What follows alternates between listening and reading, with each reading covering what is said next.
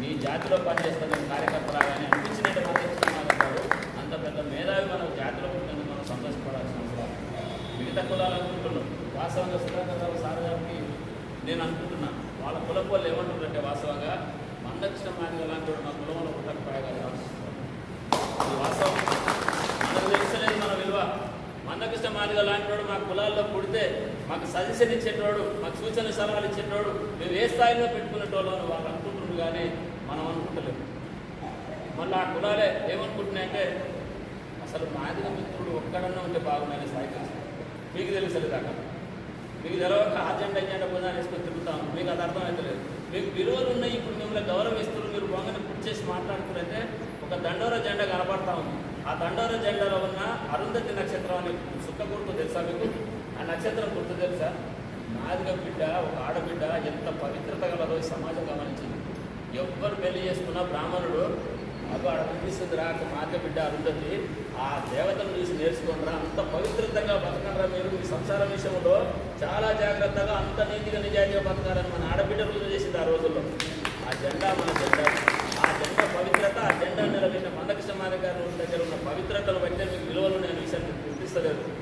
ఒక్కసారి కనుక మీరు కళ్ళు మూసుకొని ఒక ఆలోచన చేసి మందకృష్ణ మాదిగ గారు పుట్టలేదు అని ఒకసారి ఆలోచన చేస్తే మీకు భయం అరికాలలో శంకలు వచ్చేస్తుంది.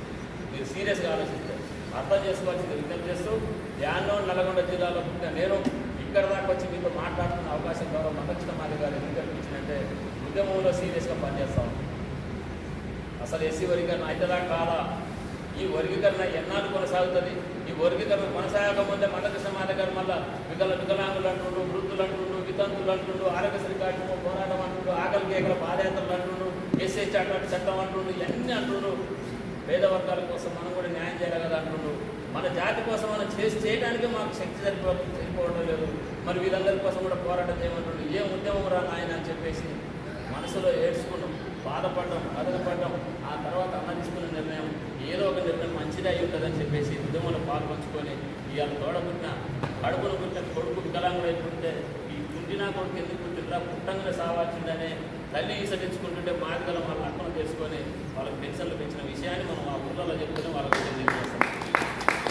గుండెనొప్పులతో వివిధ రకాల వ్యాధులతో చనిపోతున్న పిల్లల కోసం ఆరోగ్యశ్రీ కార్డు తెచ్చిపెడితే ఆ ఆరోగ్యశ్రీ కార్డు రాజశేఖర రెడ్డి తెచ్చినట్టు ఫైట్ చేసినోడు త్యాగం చేసినోడు అనే విషయాన్ని మనం మాదిగలము. ఊరుకు 50 నుంచి 100, 200, 300 కుటుంబాలు ఉంటాయి. ఒక్కళ్ళం కూడా అగరే మందకృష్ణ మాదిగ చేసిందా, మా జాతి చేసిందా మనం చెప్తలేము. ఇవాళ వృద్ధులు ఆఖరికి వెంకట నరసమ్మ, రాజిరెడ్డి అనే ముసలోళ్ళు కొడుకు పోయి అమెరికాలో ఉంటాడు.